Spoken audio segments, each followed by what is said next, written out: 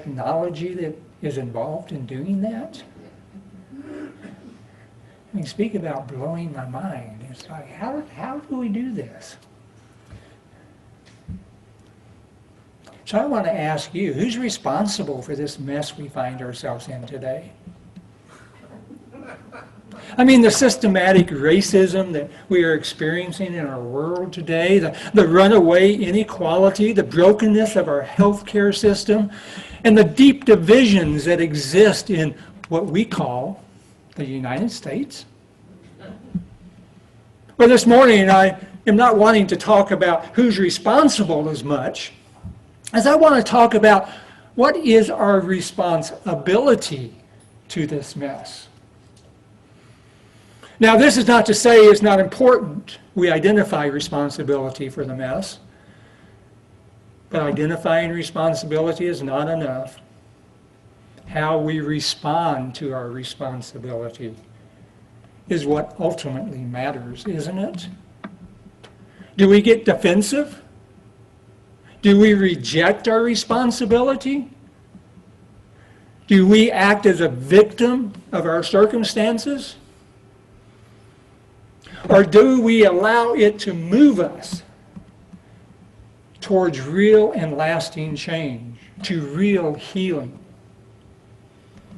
You know, it's no secret of my involvement with the 12-step programs.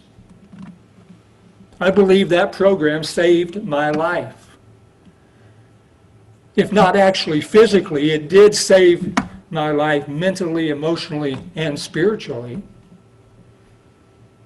I was reborn through the 12-step program. You know, 30 plus years ago, I hit my bottom. My life was a total mess. Let me tell you. No, I'm not going to tell you. Trust me. My life was a mess. And I found myself asking, how did that happen? How did my life get to that place? Who's responsible for it? You know, part of the 12-step program is to make a fearless and moral inventory of your life.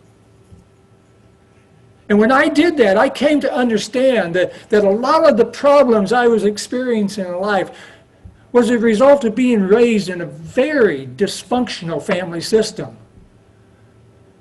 and in a dysfunctional environment. That was the root of much of my problems. And I began to blame my parents, and I began to blame those around me for the mess I found myself in. Now, while there was some truth in that, the truth is my life did not improve until I let go of focusing on who was responsible and began to use my ability to choose my response to the mess I found myself in. And it was only then that I began to experience a healing. I began to experience a rebirth of my spirituality. You know, over the years, I have observed many people get stuck in the blame game, get stuck of being a victim to life, rather than using their responsibility to heal their life, to change their life, to change their consciousness. Change your consciousness, change your life. Because ultimately, we have to accept that I am responsible for the life I live. You know, in Unity, we teach that we are co-creators of the world we live and move and have our being in. We teach that we are made in the image and likeness of God, endowed with the ability to be active participants in creating the world in which we live. We believe that the Trinity of God is the creative process, the creative flow, the principle of creation. And that Trinity is mind, idea, and expression. Now, this is how creation happens. First, is mind. Then an idea is found in mind, and we clothe and shape that into expression, into our world. That is the creative flow of the creative process. Now, each of us has the potential to be an avenue, an expression of God. We see this in the example of our master teacher and way shower, Jesus the Christ. We each have the potential to be an avenue for God. But this isn't how it always happens, is it? You know, Charles Fillmore writes in his book, Keep a True Lens. He says that God is principle, that Christ is the idea of principle as it is brought into creation. And humanity is that creation on its way to the perfect expression of our Christ self. Now, this being true, we must learn that we have within us all the potentialities of God mind. He says when this tremendous truth is revealed to us, we sometimes forget. We forget that our potentialities are to be expressed according to the plans inherent in God mind. And we proceed to make our world after our own design. Fillmore says this is a first step in the fall of humanity. The belief that we can act wisely without first knowing the plan of God. Or when we start believing we are the source of divine ideas. And when we do that, we are missing the mark. Fillmore tells us that this fall takes place within our own consciousness. And according to Fillmore, consciousness is a sense of awareness, of knowing. It is a composite of ideas, thoughts, emotions, sensations, and knowledge that make up the conscious mind, the superconscious mind, and the subconscious mind.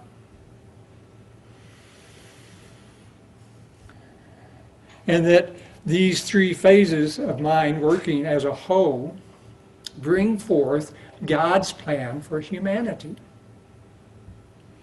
Now, let's look at these three phases. These three phases, superconscious, subconscious, and conscious, is another form of the Trinity. Conscious mind, as I said, is that phase of mind in which one is actively aware of one's thoughts. It is the mind through which we establish our identity. The conscious mind should look evermore to the superconscious for all guidance, direction, and instruction. Because the superconsciousness is our connection to God mind. Superconsciousness is the Christ consciousness within us. It's our spiritual consciousness. As I said, it's our connection to God mind. And it is our only sure guide through this maze of the creative process. Because when we place our faith in this guide, we open ourselves up to the inspiration, to the guidance, to the wisdom of God mind. And we express accordingly through our conscious mind. Now the subconscious or subjective consciousness is the sum of all our past thinking. You may call it memory. The subconscious mind has no power to do original thinking. It acts upon what is given to it through the conscious or the superconscious phase of our mind. You know, Fillmore calls it the sensitive place of mind. That it is between the superconscious and the conscious. And its true office is to receive impressions from the superconsciousness, from God mind, and then to reproduce them upon the canvas of our conscious mind, where we clothe and shape the idea and send it out into expression in our thoughts, words, and action. And to me, this is what divine order is all about, is in the flow of creation, in the divine order, to connect to God mind, to receive in subconscious, and then to put it onto the canvas of our conscious mind and allow it to be clothed and shaped and formed and expressed into our world. However, when we reverse the process and we impress the subconscious from the conscious mind, or from the outside in instead of from the inside out, it's very likely we're going to miss the mark. And our creations are going to be imperfect. And I know a lot of people disagree with me, but I'm going to say, and they're going to be out of divine order. Because we're not in the flow, the divine flow of creation. First, go to God mind, receive guidance, instructions, wisdom, send them into our conscious mind where they are clothed and shaped for expression into our world. You know, I was raised in a racist society. I was taught racist ideas. And the truth be told, they became part of my consciousness. I had to accept that. Becoming aware and accepting that was the beginning of an opportunity for me to change my consciousness. You know, it's important to recognize what's in my subconscious. Now, I may not be responsible for where the ideas came from, but I am responsible for how I choose to respond to them. Now, it's necessary to accept the truth, the awareness that I am missing the mark, that what I was told is not divine.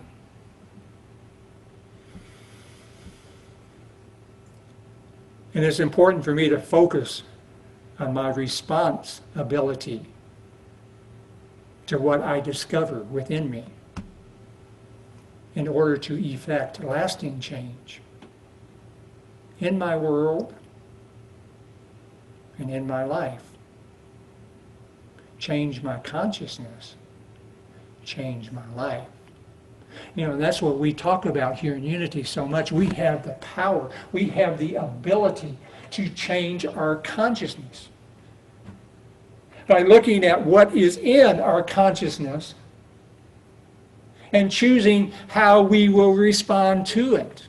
Will we give it power, or will we use our tool of denial and affirmation to remove that from our consciousness, to replace it with the truth, to go to God and bring forth God ideas into expression?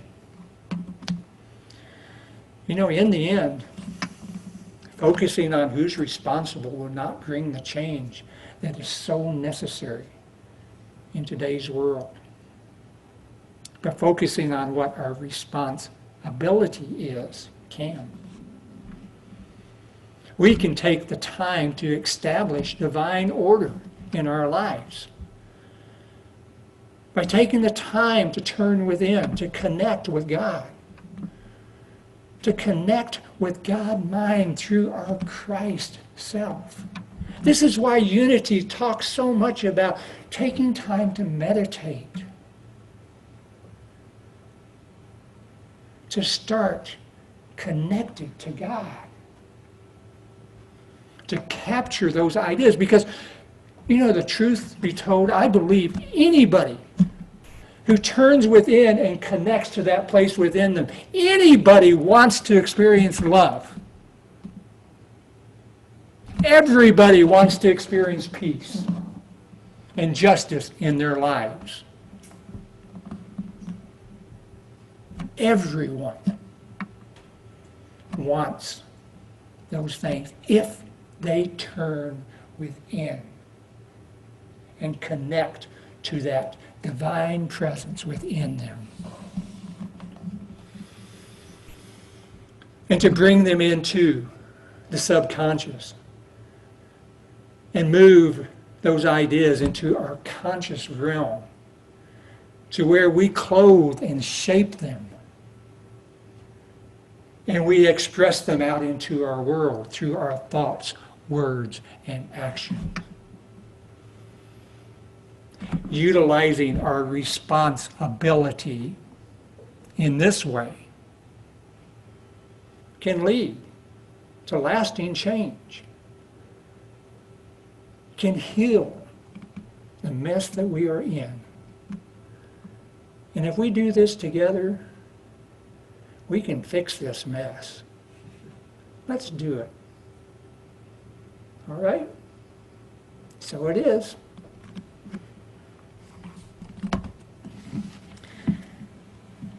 So there it is.